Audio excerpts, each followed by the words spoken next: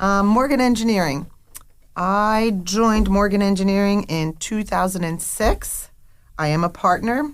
Basically, my role on paper is new business development, marketing.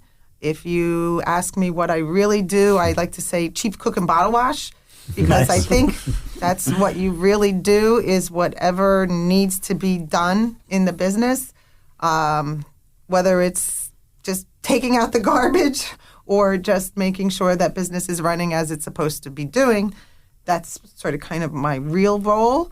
And we were introduced to you, so Integrity Holdings has been introduced to you guys for probably 10 years now, doing subdivisions for us and surveys and all that stuff. And I think you guys probably introduced us because you were doing some of their new construction stuff on the ARIA property side. Yeah, correct. Yeah. Right. So it's so we're all Full friends. circle. Full disclosure. So we're hanging out today and just chatting a little bit about how we've all become successful. But Lauren has been a great friend and mentor to all of us, and kind of watching their businesses blow up has been really exciting too. So sorry to interrupt, cut you off, but so go ahead. No, cut me off as much as you like, because talking about myself is not my favorite thing to do. I like to talk about other people. I like to talk about our companies, our businesses.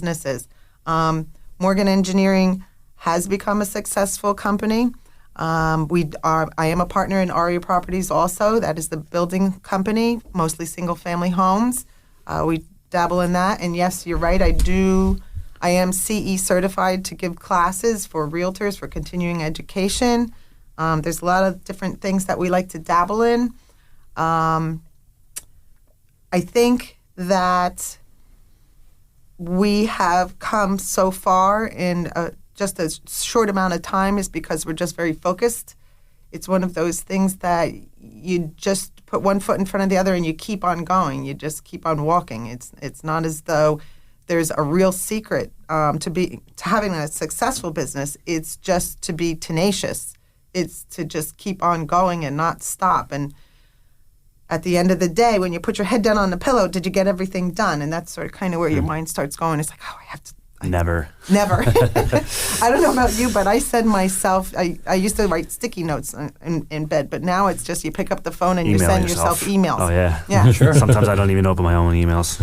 Well, sometimes I get in the office in the morning, I have no idea what that email was supposed to mean. Sometimes I send myself an email, but it fell below the priority line. So I'm below my own priority line. Yeah, absolutely. Sometimes.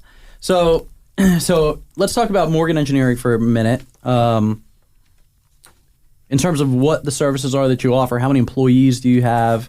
What's the top level look like? Okay. Well, I also want to mention Frank Sadeghi, obviously, the senior partner. He founded Morgan Engineering in 1993.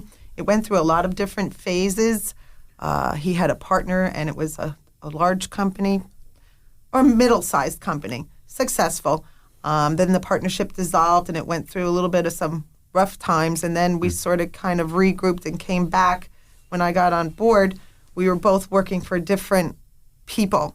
I was actually working for a builder, and Frank was also. Morgan Engineering running on the side. And then all of a sudden we decided to just stop working for everybody else, focus on building Morgan Engineering. And as it turns out...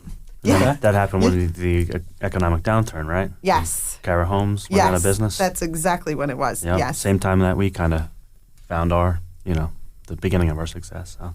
Yeah. Well, I think a lot of companies were incorporated, dug out of that. So I think that's important to talk about too, right? Because I think a lot of people look at downturns as kind of like really problematic, right? Mm-hmm. Like the economy is bad, I don't know what to do. But a lot of success comes out of that because a lot of opportunity is born in strife, right? Mm-hmm. So I think if you are, especially when we talked about this, Abe, right? Like you going to school and wanting to find that consistency in a job and saying, oh, I want security in a job. Yep. And then you found that you weren't getting security in the job, right? Same thing with us in economic downturns. Like all of a sudden, this big company that you've been working for that's doing hundreds of millions of dollars is no longer around. Mm-hmm. And you're like, well, wait, I thought I had security in this other position. So if I don't have security here, why am I working for anybody else? And I know a lot of entrepreneurs that took the bull by the horns during that time frame and said, nope, I'm just going to go make it happen on my own. So that's really cool to hear. I didn't know that. And a lot of us had similar stories that we were kind of born out of the recession. Well, it's interesting because when we decided to quit working for companies that, like you said, we thought were secure, and go out on our own and start building, really focusing on Morgan Engineering, we actually started in the garage of his house. Oh, the garage. The garage. the garage. Yes, it's the garage story. We really did. And I'm still in my garage. well, there you go. I don't even have an office. So So if you start in the garage, you're destined for success, right? that's right. Apple, IBM, right? Yeah.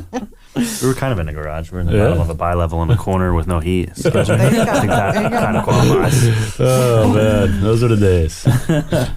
And then I remembered when we finally got to the point where, okay, we really have to actually look for office space. And we found this little office space that we thought was going to be absolutely perfect for us forever in Island Heights. It was, you could live in the back and you could work in the front, and it was just absolutely perfect. And it was probably not even a year and a half before we quickly realized we were running out of room there. We're gonna need a bigger boat. Going to need a bigger boat. Right. Exactly. Yeah. Exactly. Parking was so difficult. I remember your old space there. And then we bought the building two buildings down, and we actually thought that would just be sort of kind of like maybe Frank's office and a conference room. And what happened is we ended up putting so many employees in there that Frank actually had this little tiny spot right next to the door. So we used to laugh and say that we're just kicking him right out the door because there was no room. So fast forward currently, we're running about 100 employees. Wow. We have about 22 field trucks, which is sometimes it takes me back when all the field trucks are in the parking lot, and I come in and I look and I say, oh my goodness, those are What all did of I do? ours. Yeah. It's a little intimidating sometimes. Yeah. It's a lot of overhead. But we cover all of New Jersey, parts of Pennsylvania, parts of New York. And we have we're blessed because we've done a lot of hard work, a lot of marketing. We have a lot of clients that are just faithful clients, repeat clients that are going to use us no matter what, because they know that when it comes not only to service, I'd like to think that our service is the best, that nobody else can compare to us. But in reality, companies, most surveying engineering companies, that's what they do. They're supposed to be good at their job. I like to think it's more than that for us, and it's because they know that we have their back. We're going to take care of them no matter what. So I know that they're always going to say, no, we're not using this company. We want to use Morgan Engineering. Yeah. No, we're not using this. We've done it.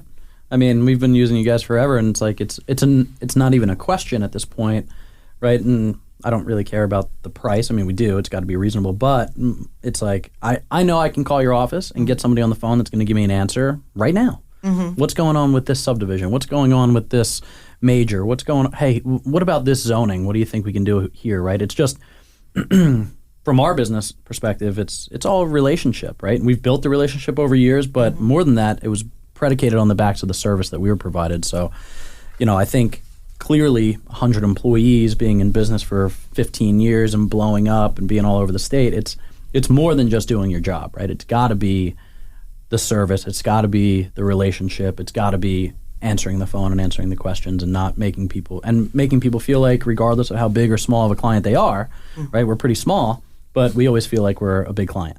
So I think that's a testament to, yeah, right. But I think that is a testament to how you guys run your culture there, right? I mean, and culture is a big thing, and your employees follow suit. Like when I walk in, I know you're busy, but you always invite us into the office and say hi and see what's going on. And I mean, that's annoying in the middle of the day when you're in the middle of 90 things.